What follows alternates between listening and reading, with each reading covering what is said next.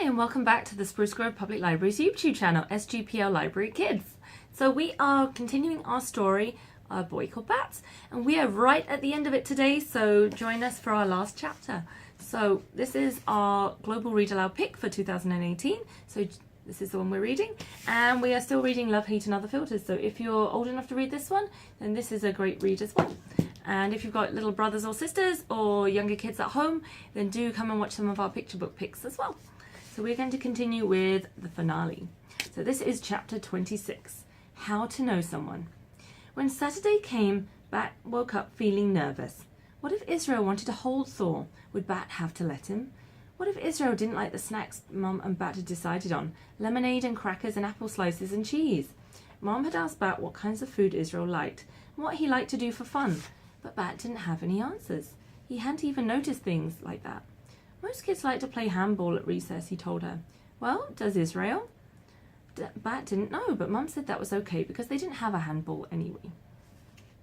Maybe you boys could plant some of the seedlings, she suggested. Mum had little plastic pots of herbs growing in a sunny window. And now it was getting warm and it was time to put them in the garden, in the backyard. I don't know if Israel likes to plant things, Bat said. Most kids like to dig in the dirt, Mum said. So when Israel and his dad arrived at 11:30, the first thing Bat said when he answered the door was, "Do you like to garden?" Israel shrugged. "I guess," he said. "Bat," said Mum behind him, "invite them inside."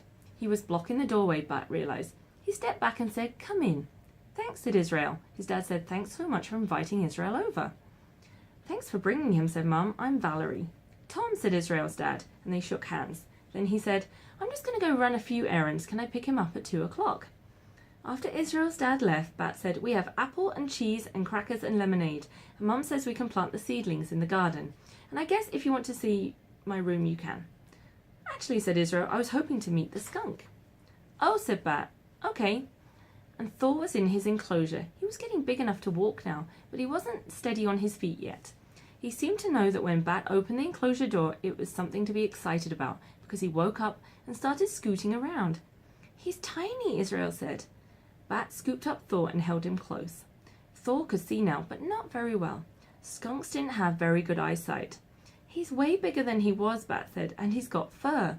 When he first was born, he was almost bald, and he couldn't open his eyes or walk or anything." "Can I hold him?" Israel asked, putting out his hands. That sounded like a terrible idea to Bat. "Have you ever held a baby skunk before?" "No," said Israel. "I don't know," said Bat. "You might drop him."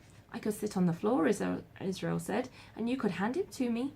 Bat wanted to say no, but Mum said, "Bat, honey, you'd never held a baby skunk either before a few weeks ago, and you never dropped Thor." "I don't know," Bat said again. "Would you promise to be careful?" "Yes," said Israel, "I promise." And Bat wanted to be sure that Israel was taking this seriously, that he understood how important this was, being careful with Thor. So he looked straight into Israel's eyes. Maybe he could see something in there, like Mum said, something that would let him know that it was okay to trust Israel. Israel's eyes were light green, and they were framed by thick black eyelashes. Their pupils were round and black like everybody's pupils, and Bat wanted to see something in Israel's eyes, but all he saw was eyes. And then he looked at Israel's hands, the way they were cupped together to form a safe little nest. And he saw how Israel had overlapped his palms, so there was no way that Thor could slip between them. Bat didn't know much about eyes, but he knew about hands. Mum's hands were so strong and sure when handling animals, and Lawrence's hands were enormous but gentle anyway, and Mr. Grayson's hands with long fingers and interesting rings, Dad's hands with nails clipped short and neat, and Janie's hands so clever at braiding. Israel's hands told Bat that Thor would be safe, and so Bat placed the kit into them. He didn't even make Israel sit on the floor. "Oh, he's so light," Israel said. "He's so cute." "He's perfect," Bat said, "and I'm going to learn everything there is to know about caring for skunks. Mum says we can keep Thor until he's old enough to release, and I'm going to become the best skunk caretaker in the world." Israel brought Thor up to his face and rubbed him against his cheek. "Do you think maybe you could teach me some stuff too?" he asked. "You would want to learn about the care and feeding of skunks?" Bat asked. "Yes," said Israel.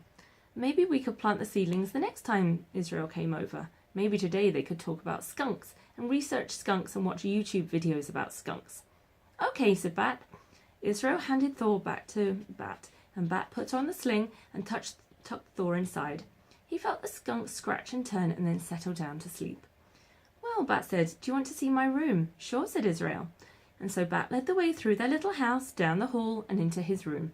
He opened the door. "After you," he said to Israel. And before he followed Israel into the room, Bat turned to see Mum standing by the skunk enclosure. She was smiling, and she lifted her hand in a little wave. She looked happy, and Bat felt happy. Really, really happy. He had a warm, sleepy skunk kit in a pouch around his neck, and he had a boy, maybe even a friend, visiting his room, waiting to research skunks with him. Bat didn't know how things would turn out with Thor, and he didn't know how things would turn out with Israel either, but right now, Bat felt as happy as he'd ever felt in his life. He waved back to his mum and felt his face stretch into a smile, just as wide as hers. And then, with Thor tucked safely into his pouch, Bat went into his room to hang out with his friend. And that's the end of the story, so thanks for joining us. And I hope you enjoyed it as much as I've enjoyed sharing it with you. Thank you for joining us for Virtual Storytime this week. If you enjoyed this story, come and visit us at the library or give us a call or a message and we will help you find more books, DVDs, movies, backpacks, whatever your literary heart desires. Thanks once again. Bye-bye.